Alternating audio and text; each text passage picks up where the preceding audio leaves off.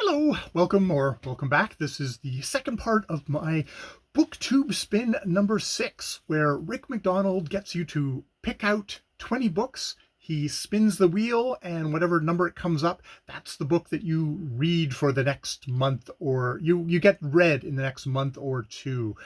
Rick spins the wheel twice, so I have got two separate piles of 20. The first one was graphic novels. You can go watch that one. It is ungodly long. I don't know. I can't help myself. I just have to be long. Or you can just watch this one, which is me on paperbacks for this list. This list is a celebration for me of I got glasses.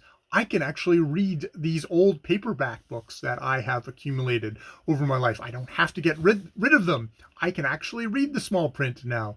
So, that said, this is a bunch of books, except for the very first one, which I have read before many times.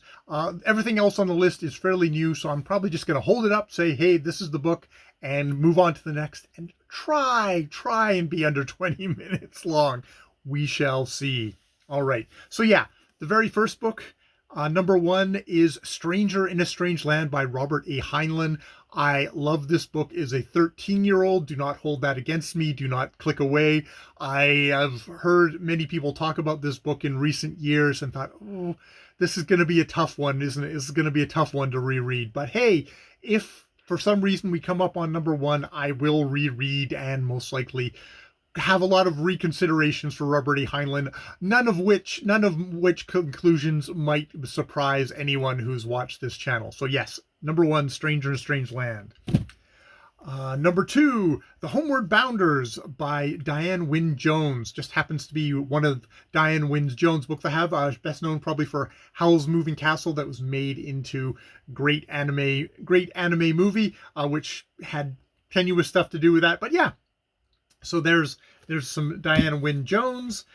Here is a bit of John D. MacDonald for number 3, Darker Than Amber, with one of these awesome. This is one of the things I love about paperbacks is they have these awesome dark covers. This is with his hero Travis McGee, which may or may not be coming in focus there. But yeah, oh, and we got him on the back, probably hanging out on his boat. Yeah, so it's a detective novel. Travis McGee usually is, yeah, he's on a boat. He usually he's one of the cool dudes who lives on a boat, bro. So we've got that. Number 4, we've got Only Begotten Daughter by James Morrow. A divine comedy, intelligent, humane, and unusually funny.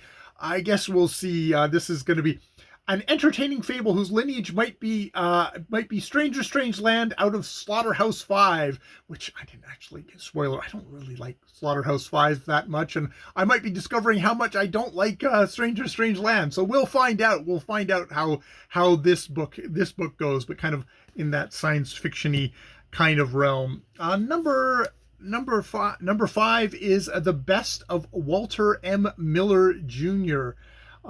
Yeah, big science fiction, great, and this is sort of a collection of things. He's best known for Canticle for Leibowitz. I've read that, but I haven't read anything else by him, and this is sort of a kind of a collection of, I think it's probably of, it's got short stories and maybe some novellas in it. Yeah, it looks like a lot of short stories in it, with You Triflin Skunk being the first story. So that might be interesting to see if there's a reason why he's only known for Canticle for Leibowitz. But then again, and a lot of times, people will get known for their novel, but they have a lot of great shorter work. So who knows what I will find there. Number 6 is A Spectre is Haunting Texas by Fritz L. Lieber, who I know from his Mouser, the Mouser and his kind of his sword and sorcery books. This one seems to be a bit more kind of on the science fiction. This is one of Fritz Lieber's most astonishing and satirical novels, a caricature of the future as lively, chilling, and ultimately serious a purpose as a Jules Pfeiffer cartoon, which, everyone who has to look up who Jules Pfeiffer is, that tells you exactly how old the book is, with what looks like, so got a guy with his Stetson on the cover, so how bad can it be? Number 7 is Tanith Lee. Siren by Tanith Lee.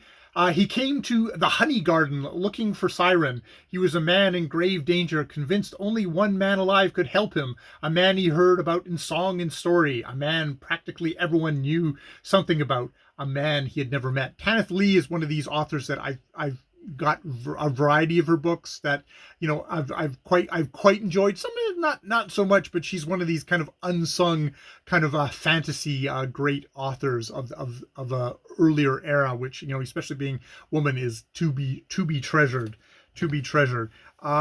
Next is a fellow who definitely is well known. It's one of Michael Moorcock's books, The Rituals of Infinity. Yeah, you know, this is the new wave fiction.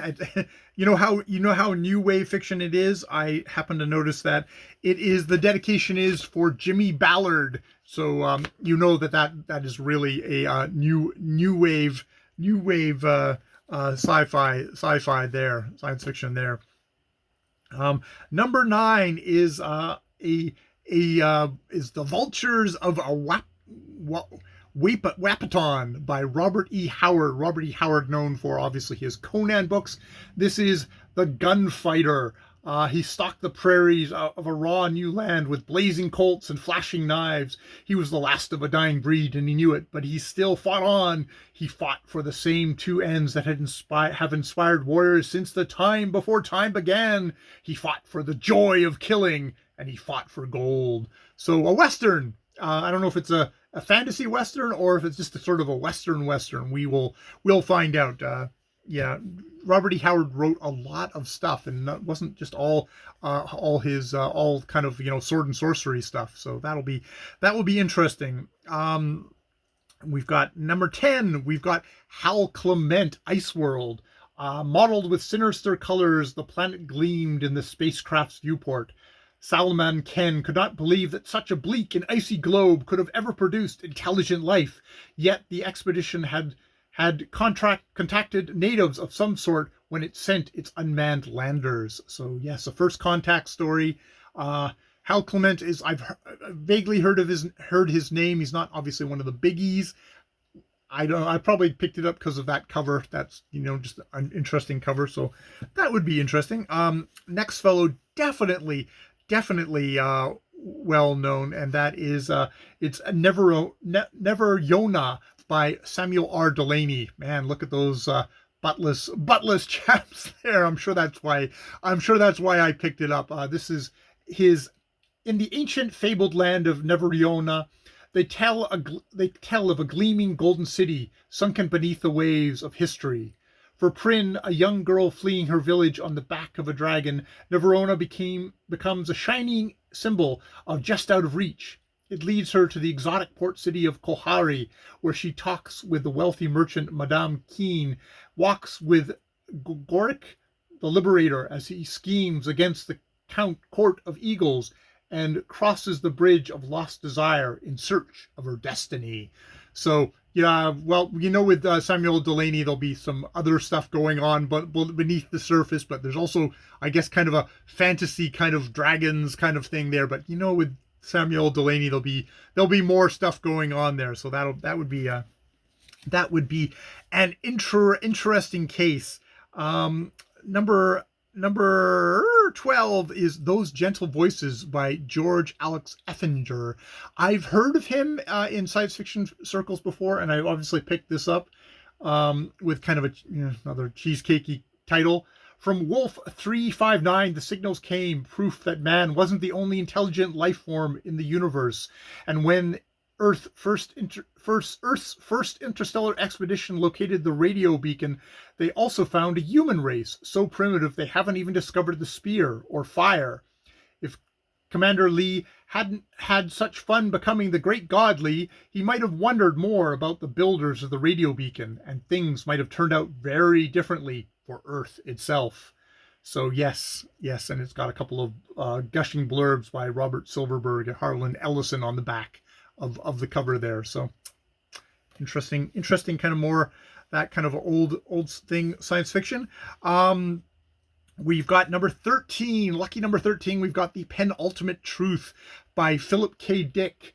I've read a fair amount of Philip K. Dick's short stories. Where androids dream. Well, do androids dream of electric sheep? All those books. This is The World Elite. Almost all mankind lives underground now in the antiseptic tanks constructed during World War III. They do not know how the war ended 10 years ago. Special interests want the situation to exist. They are the Yanceymen, the elite of humanity, who govern people through the president, Talbot Yancey, who is the product of their fertile imaginations. So, all that conspiracy and paranoia of Philip K. Dick, which unfortunately has all come true.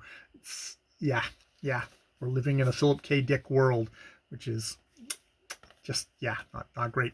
Number 14, The General Danced at Dawn by G.M. Fraser.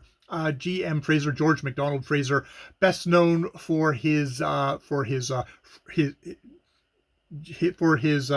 Flashman series, where this is more of an autobiographical work. It's written in the first person, reading authentically. It purports to record episodes in the life of a young officer newly commissioned into the Highland Regiment after service in the ranks at the very end of the war. And I believe the war in this case is World War II.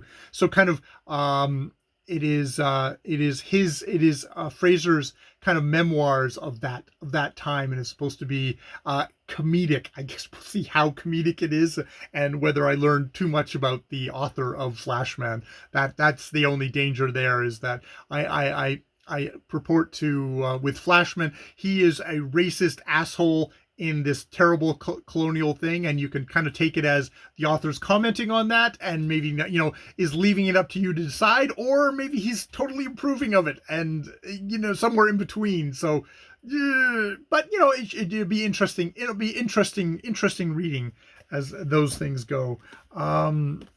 Number 15 is Green Eyes by Lucius Shepard, who is somebody I've always meant to get to and just never have. I've got a couple of his books. Life the second time around is short, strange, and terrifying to the awakened, until one breaks away, leaving a trail of murder and miracles as he flees the project and the horrors his life has become.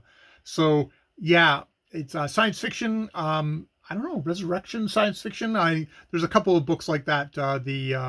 The Philip Jose Farmer books, where people from history get resurrected in Riverworld. I wonder if this is sort of something along those lines. I guess I will find out if that comes up. I'll find out quicker than I would otherwise. Number 16 is The 57th Kafka by Rudy Rucker. Rudy Rucker, science fiction author, mathematician. I know him for his Ware series, Wetware, Software, all those books. Kind of a weird, kind of funky, kind of hippie, amoral future where people are just using technology, hurdy-gurdy, slicing themselves up, uploading themselves, kind of very wacky. This one, mathematician, philosopher, former underground cartoonist, author of 3 wild SF novels and 2 works of mathematics nonfiction, great-great-grandfather of G.W.F. Hegel, and the father of 3, Rudolf von Bitterrucker, has a mind and a wit all of his own. Come enter his bizarre and delightful world in this collection of fact, fantasy, and mangled history, the 57th Kafka. So I don't know if this... Oh, okay, yeah. It is a collection of what looks like short stories by Rucker, which would be interesting. It's always interesting to see, as a novelist, or someone who I've gotten to know as a novelist, are the short stories going to be actual short stories, or is it kind of the working ground for him to work up to his novels? That's usually less satisfying to read. It's like, I just prefer to skip to the novels versus the author's working floor, but that will be interesting. Here is a fellow who very much is Theodore Sturgeon, and this is A Touch of Strange, who is a science fiction short story author through and through, from everything I've heard, and has had sort of ups and downs in his career. So hopefully this is a strong collection of his science fiction short stories.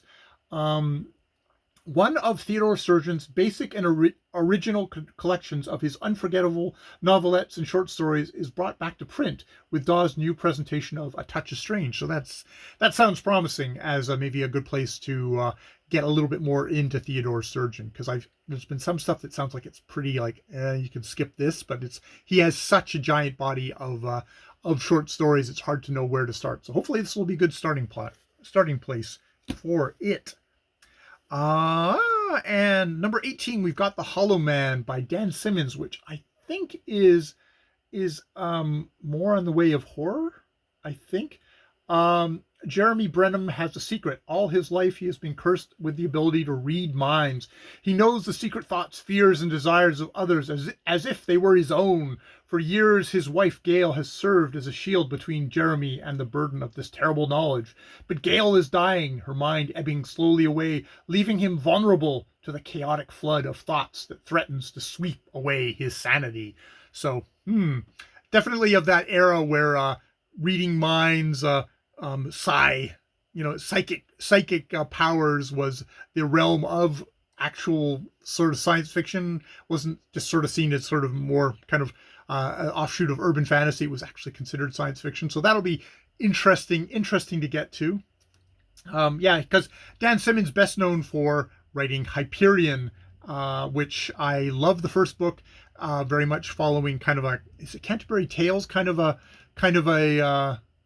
Is it Canterbury Tales? That sort of a kind of a thing of a different voice for each thing. And then the second book completely splitting off and doing something else and being so disappointed it didn't follow along with that structure that I kind of dropped the book, which may be unfair to the book. Maybe it was quite a good second book. I can't remember.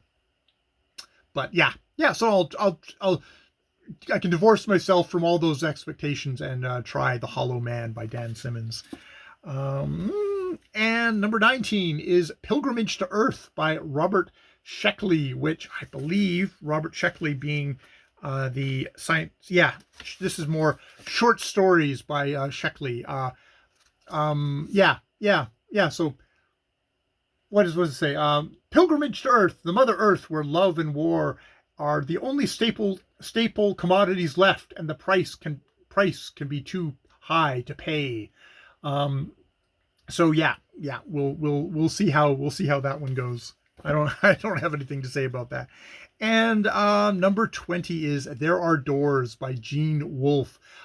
Gene Wolfe, great. The New Sun, his New Sun books, The New Sun, and one of these great science fiction authors who just passed away. He's sort of, I think he sort of has that reputation as probably the writer's writer. One of these guys that you have to really pay attention when you are reading his books, because he does not spell everything out. You have to figure things out as you go. You have to kind of figure out the key to unlock everything. And if you don't, you can get kind of lost. So he's a little intimidating that way.